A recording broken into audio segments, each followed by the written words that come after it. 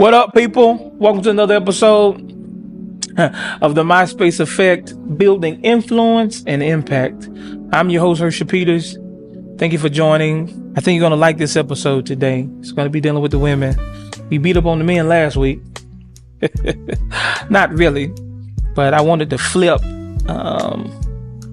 what I was talking about, dealing with ungoverned, unchecked emotions and how emotional intelligence protects purpose. I wanted to flip it and give some things pertaining to women in leadership regarding emotional stewardship and influence regarding women today. So sit back, get some notes. I think this is going to be a good one.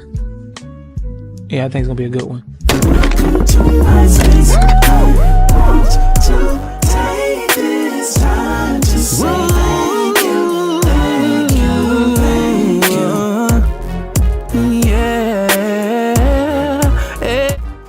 You know, the beautiful thing about women that many don't know is that they have the power to shape atmospheres, nurture nations, and influence generations.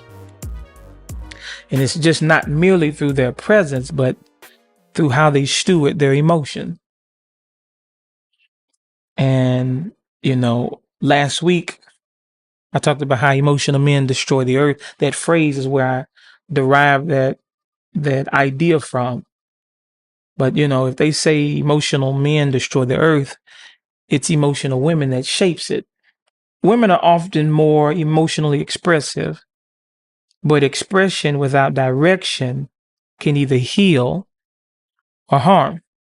When you tie that into influence, it looks like this. Your impact isn't just what you build, it's in how you respond.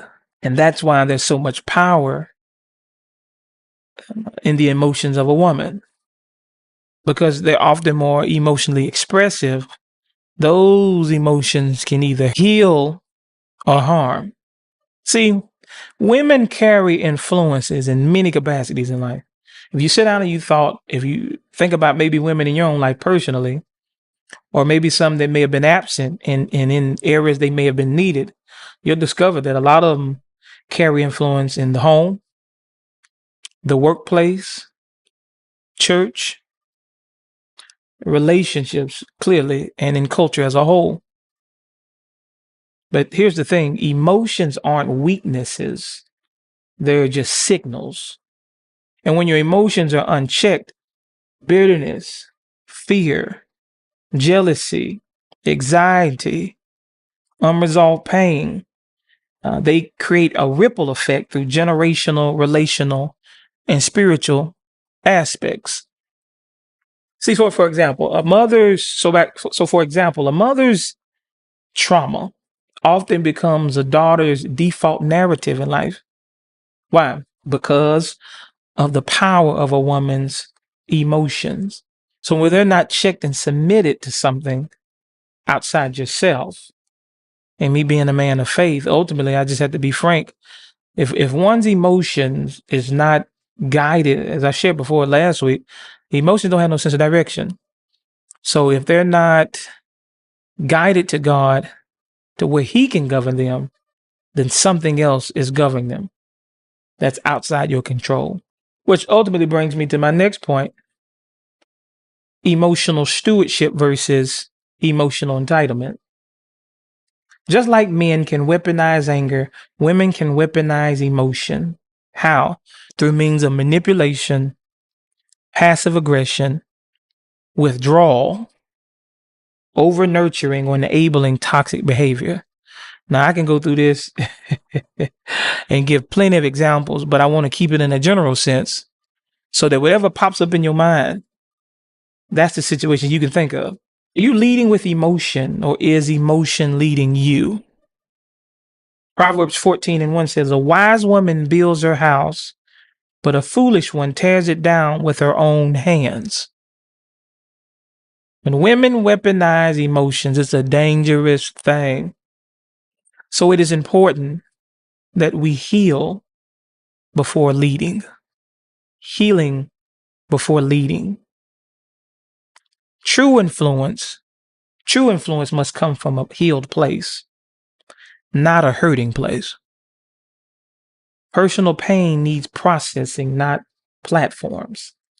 There's tools available to help us navigate through all of this, such as therapy, plus spiritual counsel, accountability, and spiritual discipline. And that's something I know personally that many people do not like accountability.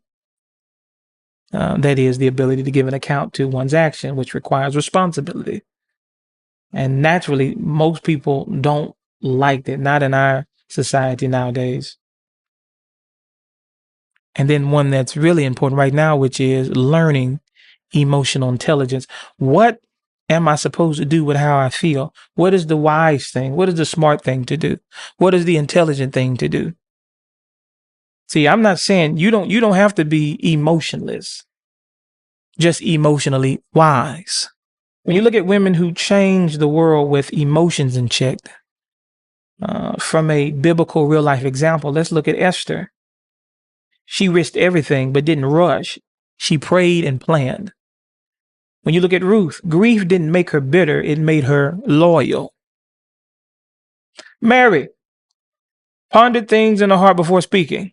And others, particularly in our culture, Harriet Tubman, some would say Michelle Obama, Priscilla Shire, other women that may lead with strength and restraint. So many examples. So my last point with this is one has to ask, what are you releasing into the world? What are you releasing into the world? Because that's really the whole concept of this. What are we producing? And why are we producing what we're producing in the world? Is your emotional energy building or breaking? Are you using your voice to bring clarity or chaos? Are you leading with healed identity or from a wounded ego? I know that's tough. I can hear some people talking about some ouchie. All of this is important because you, as women, shape the world, not just by what you say, but by what you carry emotionally, spiritually, and relationally.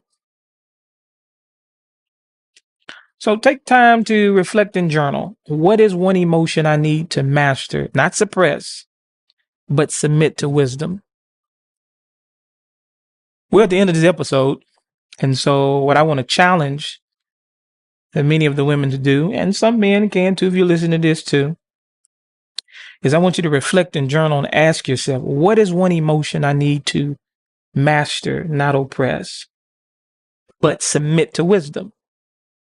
And then also be sure to just like, share, and spread this episode to many ladies that you know, because as a culture and as a society, we're all in this together as leaders. We all have different roles, but we're all in this together. So this is a good opportunity to really share and spread and get some clarity in leadership. Hope you enjoyed the episode. I know it was laconic, that is short and sweet. The purpose of this podcast, one of the purposes is just to share information regarding leadership that you can take, do your homework, and maximize in life. I don't want to make it a long, so I try to do my best to make sure that, as the old saying go, it doesn't take eternity to say something eternal. But I believe that wisdom wins in life. And we see a lot of influence and leadership collapse because emotions right now are running wild. And we have to learn how emotional intelligence is the thing that protects our purpose. It really does. And no, leadership doesn't mean being emotionless. It just means that you're emotionally wise. And so I want to help do my part and help changing what we do as leaders, influencers, creators, people of that's making impact and long legacy, change what we produce. And if it start with one person and another person and it builds and go from there, then hey, progress is being made. But I do hope that as a whole, that from last week and this week, that male and female, men and women, will have something that will help them in their own journey in building influence and lasting impact. Because everything comes down to character. Reputation is what people think about you. Character is what God thinks and knows about you. And that plays a huge role in legacy because character produces destiny, us moving into what life, our life has called for us to move into. And then as a result, that destiny produces legacy. And legacy is not just only in what you leave behind, but who. If you enjoyed today's episode, I got to get out of here. I will see you next week. Love you much. Thank you for the support. And welcome to my space. Y'all take it easy. Peace.